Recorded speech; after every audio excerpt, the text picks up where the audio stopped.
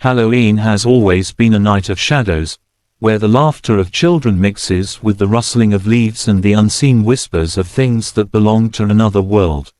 For most people, it's a holiday of costumes, candy, and harmless frights.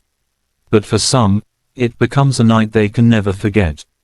The first story takes place in a quiet little town where four friends, Emma, Tyler, James, and Brooke, decided to push the limits of their courage. They had grown up hearing rumors about an abandoned farmhouse at the edge of town. Locals called it the Hollow House, because no matter the season, it looked empty, lifeless, as though even the wind refused to pass through. For decades, no one had lived there. Every Halloween, the story of the house resurfaced, whispers of shadows in the windows, of strange lights, of voices calling out in the night. That Halloween night, the friends dared each other to go inside. They told themselves it was just for fun, just another spooky adventure. The farmhouse stood against the night sky, its roof sagging, its windows like blind eyes staring back at them. The front door groaned when James pushed it open, a hollow sound echoing through the empty rooms. The air inside was colder than outside. Dust clung to their clothes as they moved through the hall, their flashlights cutting weak beams across peeling wallpaper and broken furniture. Emma laughed nervously. See, nothing but cobwebs. But the laughter didn't last. Upstairs, they discovered a door slightly ajar. It was the only room that didn't smell of mold and rot. Inside, moonlight spilled through a cracked window, illuminating the strangest sight they had ever seen, a circle of broken dolls, carefully arranged on the wooden floor. Each doll was missing something. One had no eyes, another no arms, another with its porcelain face cracked straight down the middle. Yet they were all placed with precision, their tiny hands almost touching, as if part of some ritual. Brooke whispered, "Who would even do this?" Tyler tried to play it cool, stepping forward to pick up one of the dolls. Just as his hand brushed its matted hair, the door behind them slammed shut with such force that the entire room shook. The group froze. "Who did that?" James demanded, his voice sharp, but his hands trembling. No one had moved. No one had touched the door. Then, the sound began. A faint giggle, high-pitched, childlike, echoed through the walls. It was soft at first, almost playful, but it grew louder, surrounding them, until it seemed to come from everywhere at once. The dolls lay still in their circle, but Emma swore she saw one of their heads tilt ever so slightly. Tyler dropped his flashlight, the beam rolling across the floor, casting the dolls into long, grotesque shadows that seemed to move on their own. "We need to get out," Brooke whispered, her voice shaking. They pushed against the door, but it wouldn't budge. The giggles turned into whispers now, words they couldn't fully understand, spoken in a language none of them recognized. The air grew heavier, pressing down on their chests, each breath harder than the last. Then came the knock, a slow, deliberate knock, 3 times, against the other side of the door. Emma screamed. James slammed his shoulder against the door until, finally, it flew open, sending them stumbling back into the hallway.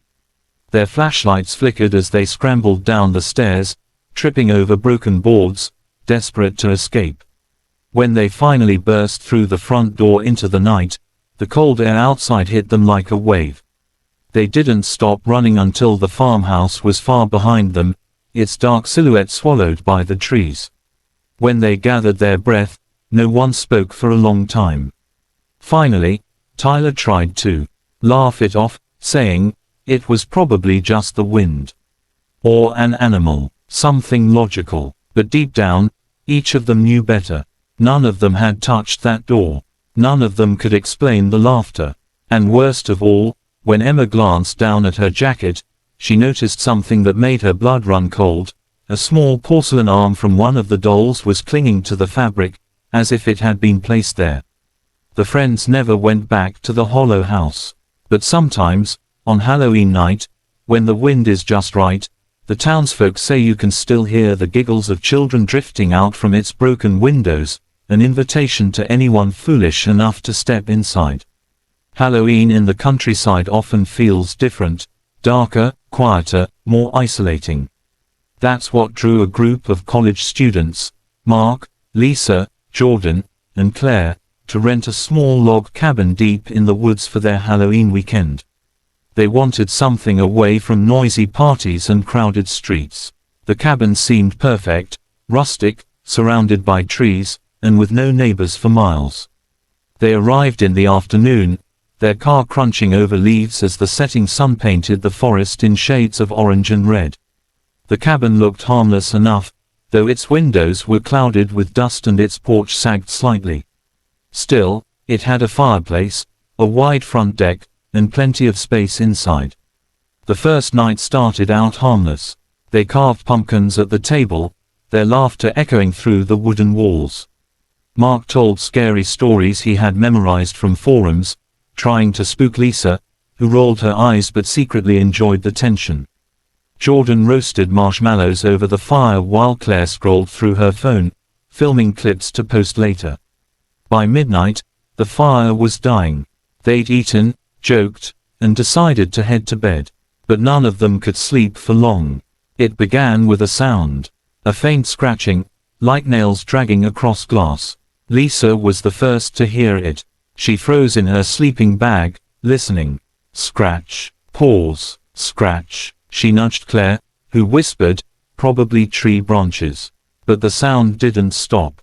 It grew louder. From every window, every side of the cabin, the scratching grew in rhythm, like dozens of hands dragging across the glass at once. Mark got up, grabbing a flashlight. All right, I'm checking. He crept to the window near the front door and shone the light outside. That's when he saw them. Dozens of pale figures standing in a circle around the cabin. Their bodies were unnaturally thin, the skin almost glowing white in the moonlight. And where their faces should have been, there was nothing.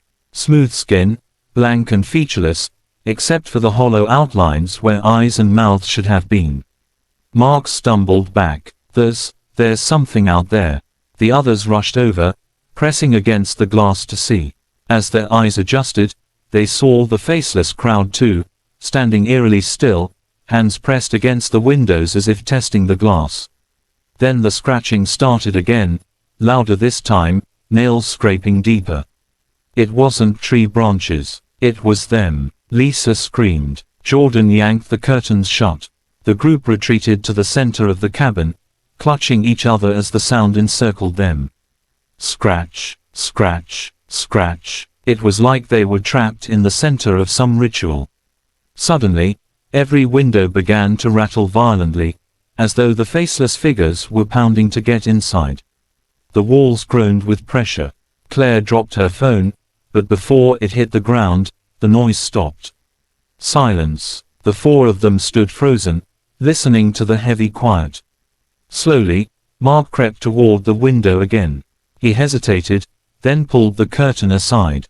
Nothing. No one outside. Just the forest. Relief washed over them, but it was short-lived. The next morning, as sunlight poured through the trees, they went outside to check.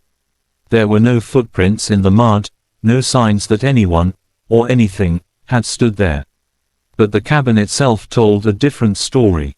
Every window frame was gouged with deep claw marks. Long, ragged scratches that hadn't been there the night before. As if something had tried to dig its way through. They packed their bags in silence. Nobody argued. Nobody said they were imagining it. The marks were too real. That night, they drove back to the city, never once looking into the rearview mirror.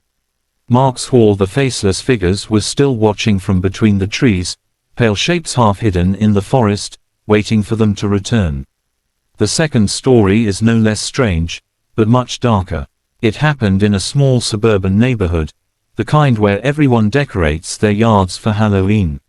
One man took things a step further. He decided to dress himself as part of his decorations, a scarecrow with a burlap sack mask, a plaid shirt stuffed with straw, and a noose tied around his neck. He perched himself on a wooden chair in his front yard, unmoving, waiting to scare trick-or-treaters. At first, it worked.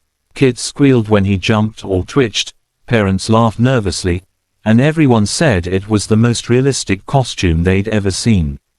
But as the night dragged on, neighbors started noticing strange things. The scarecrow was shifting positions, turning its head when no one was near, its chest rising and falling like it was breathing. One child swore the scarecrow whispered to him when he got close. His parents thought it was just part of the act. By morning, when the sun rose and the laughter faded, the scarecrow sat slumped on the chair, silent again. Except the man who had dressed up was gone. His car was still in the driveway, his phone inside the house, but he had vanished completely. Only the costume remained, shirt, pants, straw, and mask, but no body. Authorities searched the yard, the woods, and even the house. He was never found. Some neighbors still claim that every Halloween, when they drive past that house, they see the scarecrow sitting there again. And if you look closely enough, its head turns to follow you. The third set of stories begins not in a haunted house or lonely woods, but in a brightly lit convenience store. For Ethan, a 19-year-old working the night shift, Halloween was supposed to be just another quiet evening. The town's kids had already finished trick-or-treating, the streets outside were empty, and the hum of the soda coolers was the loudest sound in the store. Around 3 a.m., the bell above the door jingled. Ethan looked up, expecting a late-night customer, maybe a truck driver or someone buying cigarettes. Instead, a man stepped in wearing a cracked porcelain mask. The mask looked like a doll's face, smooth and pale, with a wide painted smile that didn't quite line up with the shadows underneath. The man didn't say a word.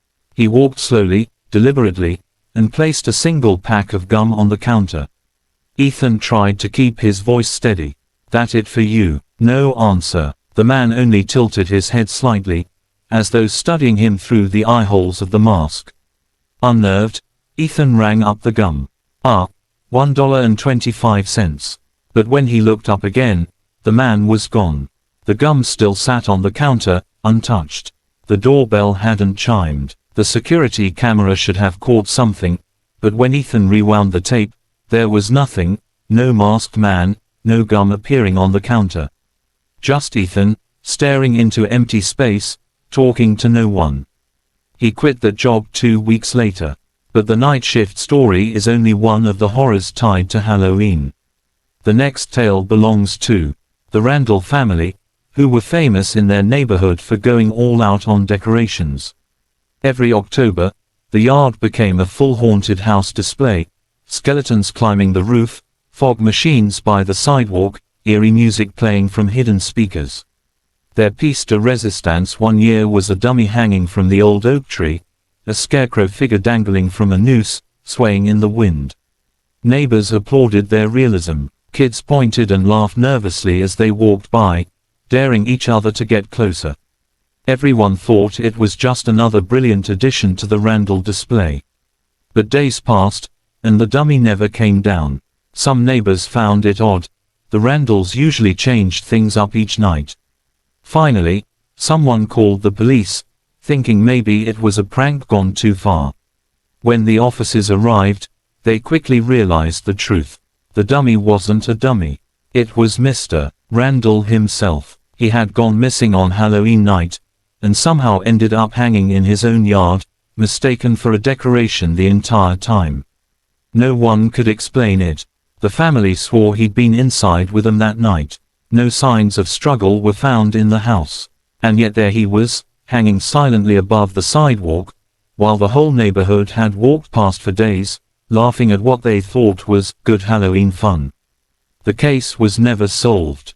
The Randalls moved away the following year, and the house remains empty every Halloween, as though no one dares to celebrate there again. But the final story is perhaps the most disturbing. It happened to a young woman named Sarah, who lived in a basement apartment. Halloween night, she decided to stay in, passing out candy to the few children who came by. Around midnight, she turned off the porch light, signaling she was done. She cleaned up, changed into pajamas, and went to bed. At 2 a.m., she woke suddenly, convinced she had heard something, movement, slow footsteps above her. At first, she thought it was just the upstairs tenants. But then she remembered, the unit above hers had been empty for months. The sound grew louder, heavier, pacing back and forth directly over her ceiling. Sarah's heart pounded. She grabbed her phone, ready to call the police, when something made her freeze. A voice, faint, muffled, but unmistakable. "Trick or treat," it whispered from above, dragging the words out in a low, mocking tone. Sarah held her breath, the phone slipping from her hand. Again, the voice, "Trick or treat." Then came the knock, not on her door, but on the ceiling, directly above her bed. Sarah screamed and bolted for the door, running barefoot into the street. When police arrived minutes later, they found no signs of entry. The upstairs unit was still empty, the doors locked, windows sealed. And yet, the dust on the floor upstairs told another story: footprints. Dozens of them, bare, human footprints pacing back and forth in endless circles. Sarah never returned to that apartment. And to this day, no one stays there past October.